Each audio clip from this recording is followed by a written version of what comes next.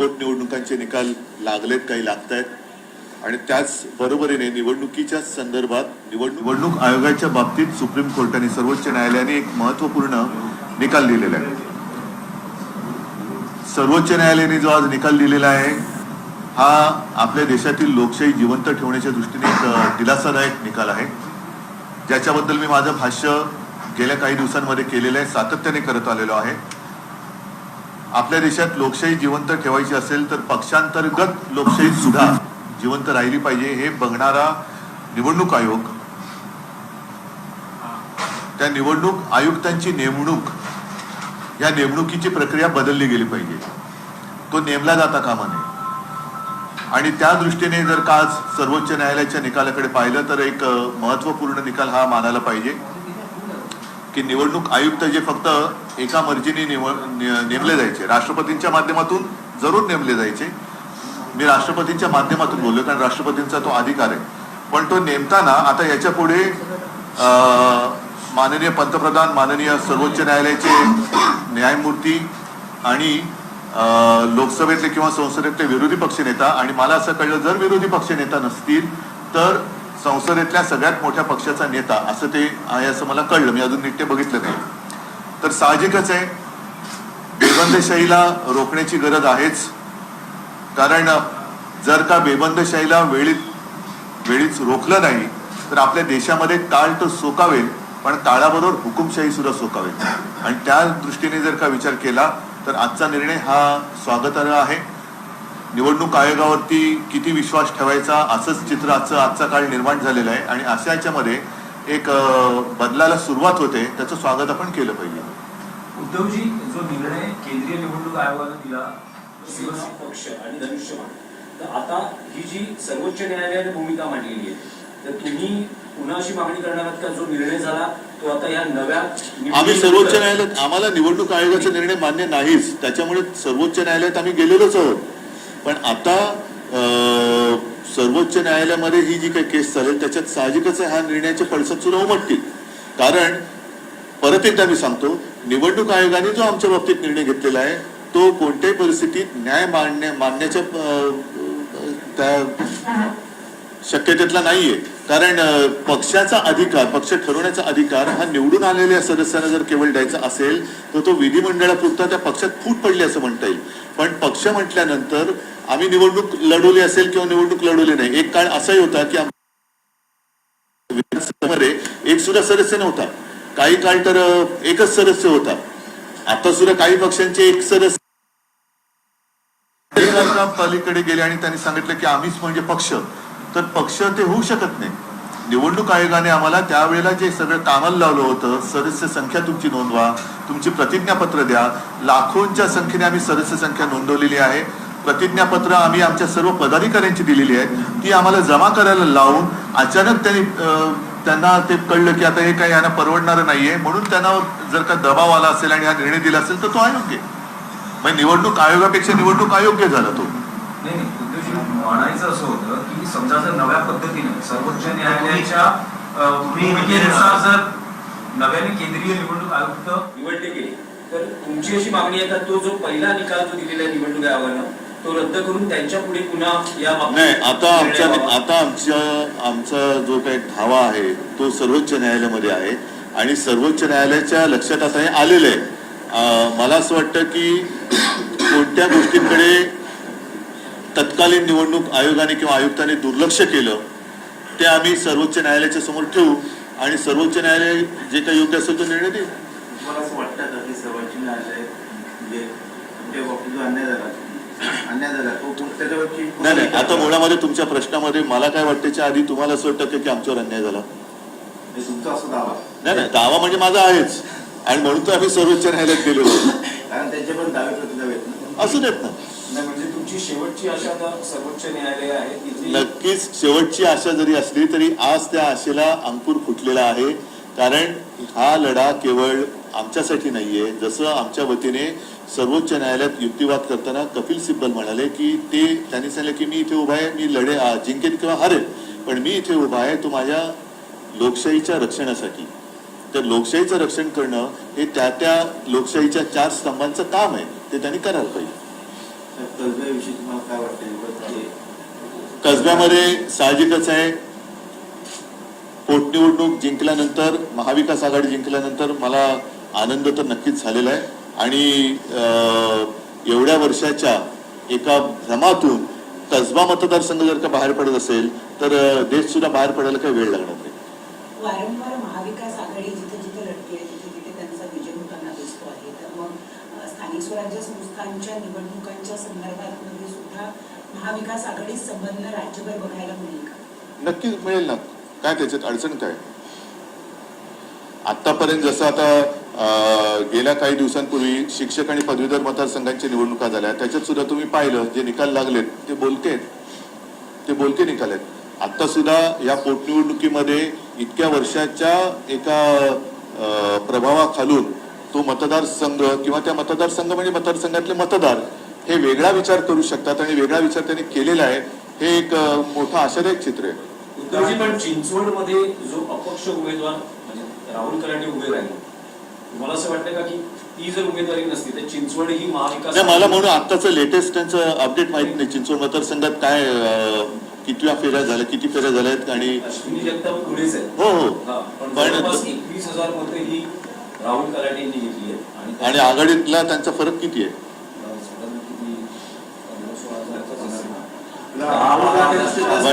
म्हणजेच काय की त्या भाजपच्या विरोधातल्या मतांची संख्या ही वाढते. आता ती मतं एकत्र करणं हे मोठं आव्हान आहे. ह्या दोघांची जर का मतांची बेरीज केली तर मला कल्पना तुम्ही जे सांगताय तर ती सुद्धा जागा भाजपच्या विरोधातच त्याचा निकाल लागला असंच गृहीत धरायला पाहिजे. म्हटले की राहुल कराटे आणि नाना दोघं माझ्याकडे आले होते. दोघांपैकी एकाला जर तिकीट दिलं असतं आणि एकच उमेदवार असता तर ती जागा सुद्धा जिंकली. मग तेच माझं मत आहे ना की भाजपच्या विरोधात मतांची संख्या वाढत चाललेली आहे. मतदार आता जागरूक होत चाललेले आहेत. आता हे आमच्यावरती आहे की एकत्र राहून मतांची बेरीज करणं आणि मतांमध्ये फाटाफूट न होऊ देणं हे आता आमच्या सगळ्यांचं काम आहे. उद्धवजी, कसब्यामध्ये जो पराभव आहे भाजपचा, तुम्हाला कारण काय वाटतं? टिळक घराण्यात उमेदवारी न देणं, बापटांना प्रचारासाठी आणणं, या सगळ्या गोष्टींचं एकत्रीकरण झालेलं आहे.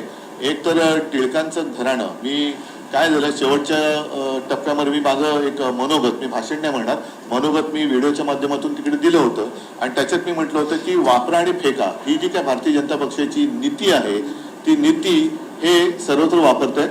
त्याचप्रमाणे त्यांनी शिवसेनेबाबत सुद्धा तेच केलं की जोपर्यंत शिवसेनेची आवश्यकता होती तोपर्यंत त्यांनी शिवसेनेचा वापर केला, अकाली दलाचा केला, तिकडे ममता, समता, जयललिता सगळ्यांबाबतीतच त्यांनी तसं केलेलं आहे आणि इथे तर टिळकांच्या घराण्याचा वापर करून त्यांना बाजूला करून टाकलं.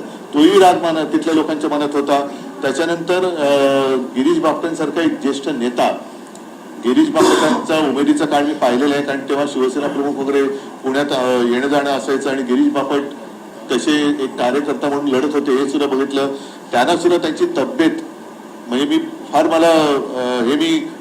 राजकारण म्हणून बोलत नाहीये पण गिरीश बापटांचा मी फोटो पाहिला तर ऑक्सिजनच्या नळ्या लावून तो मी प्रचाराला आणताय. तसंच त्यांनी मनोहर पर्रीकरांना आणलं होतं.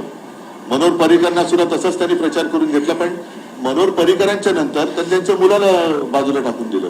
तर ही जी काही वृत्ती आहे ना म्हणजे सहानुभूती तुम्हाला सिलेक्टिव्ह सहानुभूती पाहिजे हे मतदार स्वीकारत नाही.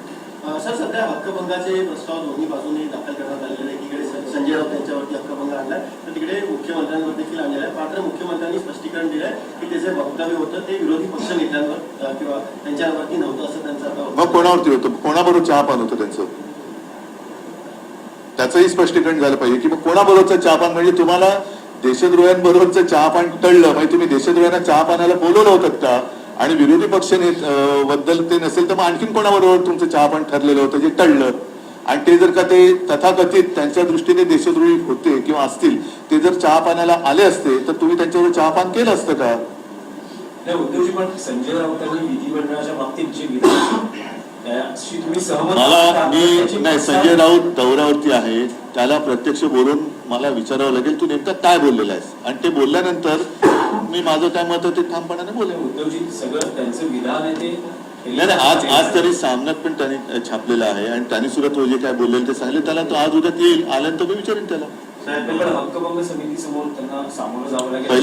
पहिलं माझं काय म्हणणं आहे की जर संजय राऊतांचं विधान असेल तर त्याच्याबद्दल हक्कभंग दाखल झालेला असेल तर मुख्यमंत्र्यांनी सुद्धा नेमकं देशद्रोही कोण आणि ते कोणाला उद्देशून बोलले आणि कोणाबरोबर ते चहापान करणार होते हे सांगायला पाहिजे. ठीक आहे, चला. पण त्याआधी विरोधी पक्षनेते अजित पवार यांनी सत्ताधाऱ्यांना महाराष्ट्रद्रोही म्हटलं होतं. तिथून म्हणजे त्या पत्रकार परिषदेत पण महाराष्ट्रद्रोही आणि देशद्रोही आता त्यांनी जर का महाराष्ट्रद्रोही सरकार म्हणालं असेल तर मग हे देशद्रोही कोणाला बोलले होते याचं स्पष्टीकरण कुठे? यांचं ते महाराष्ट्रद्रोही सरकार म्हणून बोलले कारण महाराष्ट्रातनं उद्योग गेले हे गेले ते गेले म्हणून त्यांचं तो एक हे असेल. पण महाराष्ट्रद्रोही सरकार म्हणून बोलले तर मग हे देशद्रोही नेमके कोणाला बोलले हे तर कळू द्या. त्यावेळेस त्यांचं असं म्हणणं होतं की जे दाऊदशी संबंधित व्यक्ती होत्या महाविकास आघाडी विशेषतः मंत्री हो पण ते आता आहेत का? आता ते आहेत का? तुम्ही तर त्यांना जे कोणी असतील त्यांना तुम्ही नुसतं संशयावरून आत टाकलेलं आहे. अजून त्यांच्यावरती काही कारवाई किंवा चार्जेस नाही आहेत. मग ते आत्ता जर का चहापानाला येऊ शकले म्हणजे ठरवलं असतं तरी येऊ शकले असते का? त्याच्यामुळे हे नुसतं थातूर उत्तर आहे. नेमकं देशद्रोही ते कोणाला उद्देशित म्हणाले हे कळलं पाहिजे. बसलेत आतमध्ये मला तुमच्याशी बोलून त्यांच्याशीच भेटायला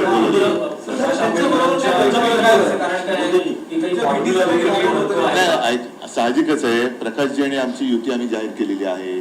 आता ती युती जाहीर केल्यानंतर पुढे कसं जायचं याच्याबद्दल आमच्या चर्चा सुरू आहे. ती चर्चा राहणारच सुरू. मग आज भेटतोय परत कधी भेटू परत भेटू या भेटीगाठी होत राहणार आणि त्या दिवसाढवळ्या भेट आणि त्यांच्याबरोबरच्या भेटीगाठी आमच्या दिवसाढवळ्या होत आहेत. कुठे हुडी बिडी घालून रात्री अपरात्री होत नाहीये. सुप्रीम कोर्टाने मोठा निर्णय दिला. अडाणी प्रकरणामध्ये एक्सपर्ट पॅनल गठीत करून सेबीला चौकशी करण्याचे आदेश दिलेले आहेत. त्याकडे कसं त्याच्यावरती मला असं वाटतं सुप्रीम कोर्टाची एक निगराणी राहील अशी आशा आहे. उद्धवजी पण प्रकाश आंबेडकर शिवसेना अशी युती आहे महाविकास आघाडीत. अरे हो बाबा त्याच्याबद्दल आमची चर्चा सुरू आहे. अर्धवट माहितीबद्दल मी तुमच्याशी काही बोलणार नाही आणि म्हणून प्रकाशजी आत बसलेले आहेत. तुमच्याशी बोलून झालं मी परत त्यांच्याशी बोलायला जातो. महत्वपूर्ण है. आपने कहा कि ये लोकतंत्र बचाने की तरफ कदम उठा है. आज का जो निर्णय है सर्वोच्च न्यायालय ने जो दिया है मैं मानता हूं कि इस देश में प्रजातंत्र या लोकतंत्र किंवा लोकशाही जो आखिरी एक उम्मीद या आशा की जा सकती है वो सुप्रीम कोर्ट है और उन्होंने आज जो फैसला दिया है वो लोकशाही के लिए बहुत ही महत्वपूर्ण ऐसा फैसला है. और मैं मानता हूं कि ये जो सारी चीजें अब जो अपने आंखों के सामने हो रही है उसको ठीक समय पर नहीं रोका जाए तो इस देश का भविष्य बहुत ही कठिन है. आपको लगता है कि सुप्रीम कोर्ट आपका पक्ष सुन रहा है? नहीं, तो जब नई अपॉइंटमेंट होगी तब आपको उम्मीद है कि फिर से आपके साथ हम तो इसके पहले ही चुनाव आयोग ने जो हमें फैसला दिया है उसके खिलाफ हम सुप्रीम कोर्ट में गए ही हैं. तो हमारी केस तो वहां है. उसकी सुनवाई अभी होगी. कुछ तारीख भी उन्होंने दी है. लेकिन एक बात जरूर जो मैं बार बार कहते आया था कि चुनाव यानी इलेक्शन कमिश्नर अगर वो पूरे देश में इलेक्शन ठीक से हो रही है नहीं हो रही है पार्टी में भी चुनाव हो रहे नहीं हो रहे ये अगर वो देखते हैं तो उनका भी जो उनकी नियुक्ति है वो चुनाव से होनी चाहिए या कुछ तो एक सिस्टम होनी चाहिए. तो आज सर्वोच्च न्यायालय ने वो भी मतलब मैंने कुछ कहा नहीं था. मैंने तो आपके सामने कहा था. मैं ऐसे नहीं मानता कि मैंने कहा इसलिए उन्होंने ऐसे बिल्कुल नहीं. लेकिन एक बात की समाधान मुझे जरूर है कि जो मुझे लग रहा था अब वो सर्वोच्च न्यायालय को भी लगने लगा और इसी में अपने देश का हित है. सीट जो है 28 साल के बाद बीजेपी आ रही है और महाविकास आघाड़ी को वहां पर बड़ी जीत हासिल हुई. मतलब बदलाव की शुरुआत हो रही है. बहुत सालों के बाद अगर कस्बा चुनाव क्षेत्र में जितने सारे रहने वाले मतदाता हैं वो एक प्रभाव से बाहर आ सकते हैं तो अपना देश भी जरूर जल्दी बाहर आ जाएगा. क्या आपको वजह लगती है वहाँ पर किन कारणों की वजह से बीजेपी के पॉकेट्स में वहाँ पर बीजेपी की खिलाफ वोटिंग हुई? कई सारे हैं. जिस तरीके से अपने देश में कारोबार चल रहा है जो अपने साथ है वो प्यारे है जो नहीं है वो दुश्मन है. ये जो नीति लेकर आज की भाजपा चल रही है वो गलत है. अपने देश में पहले से कभी हुआ नहीं था और इसलिए मैं मानता हूं कि कस्बा का जो एक परिणाम आया नतीजा आया है वो पूरे देश में बदलाव की शुरुआत हो सकती है इससे। महाविकास आघाड़ी अगर एक साथ लड़े तो बीजेपी को हराया जा सकता है। ये कई बार अभी आप अपोजिशन को भी कई एक साथ कर रहे हैं, कई आप कई तो- कई बार हमने दिखा दिया है पिछले 2-3 साल में। तो अब देखते हैं आगे, हम सबका कर्तव्य है साथ में रहना। देश भर में आप यही अपील कर रहे हैं, आपको केजरीवाल मिलकर दे। देश काफी बड़ा है और प्रयत्न तो होने चाहिए। संजय राउत साहब को लेकर जो विशेषज्ञ प्रस्ताव दिया है, मुख्यमंत्री के खिलाफ भी दिया है, आप उसको कैसे देखते हैं दोनों चीजें? संजय राउत 1-2 दिन में आएंगे वापस मुंबई में, तो जब वो लौटेंगे तो मैं उनसे बात करूंगा कि आपने सही में क्या कहा था। और आपने मुख्यमंत्री को सवाल पूछा, मुख्यमंत्री जैसे अभी अभी आपने कहा ना कि उन्होंने कहा कि देशद्रोही उन्होंने विपक्षों को नहीं कहा था, तो फिर किसके साथ वो चाय लेने वाले थे? चाय पे चर्चा किसके साथ होने वाली थी और क्या उनकी ओर से देशद्रोहियों को आमंत्रित किया गया था? तो इसका भी एक खुलासा होना चाहिए कि किससे, मतलब उनके नजर के सामने कौन देशद्रोही है। हम नहीं है, विपक्ष तो नहीं है, तो फिर किसके साथ वो चाय लेने वाले थे और क्या ऐसे लोगों के साथ वो चाय लेने वाले थे और लेने वाले थे तो आमंत्रित किसने किया था और टला तो क्यों टला? उत्तर साहब जो नॉर्थ ईस्ट के 3 स्टेट में चुनाव हुए वहाँ पर बीजेपी जो है वो मतलब लगभग सरकार बनाएगी ऐसा दिख रहा है। अच्छी बात है। और कांग्रेस और बाकी दल जो है उसमें थोड़ा तालमेल की कमी। आपको लगता है कि अभी भी मतलब मैं अभी चुनाव नतीजे में नहीं देख रहा हूँ। मैं तो जैसे मैंने कहा कि अंदर प्रकाश जी बैठे, उनके साथ मेरी बात चल रही है और चुनाव पूरे ये होने दो। लेकिन एक बात जरूर, इस चुनाव में जो भी जीत रहे हैं या जीत गए उनका मैं अभिनंदन करता हूँ और इसके आगे हम सब मिलकर जाएंगे। तुमची 5 तारखेला खेडमध्ये सभा आहे, तुमची सभा होते त्यानिमित्तानं अरे ते 5 तारखेला बोलले ना, आजच सगळे बोलले। शिवगंगेला यात्रा आहे, ठीक आहे ना, 5 आता माझ्या सभा तर सगळीकडे होतील। 5 तारखेला एक होईल, त्याच्यानंतर कदाचित त्या महिन्याच्या अखेरीला एका ठिकाणी होईल, त्याच्यानंतर आणखीन कुठेतरी होईल, तर त्या सभा तर होतील माझ्या, त्याच्यात नवीन काय? राज्य विधिमंडळाचं अधिवेशन सुरू आहे, तुम्ही उपस्थित जाणार राहणार पुढच्या काळात? जाणार ना, येत्या आठवड्याभरामध्ये मी जाणार जरूर। जसं नागपूरला पण मी गेलो होतो, इथे तर मी मुंबईमध्येच आहे, कधी पण उठून जाऊ शकतो, तर जाईन जरूर। ठीक है, मुख्यमंत्री ने कहा है कि नवाब मलिक का इस्तीफा लेने के लिए आपको उन्होंने कहा था, ठीक लेकिन है, आपने छोड़ो। नहीं लिया। हाँ धन्यवाद सबको, जय हिंद जय महाराष्ट्र।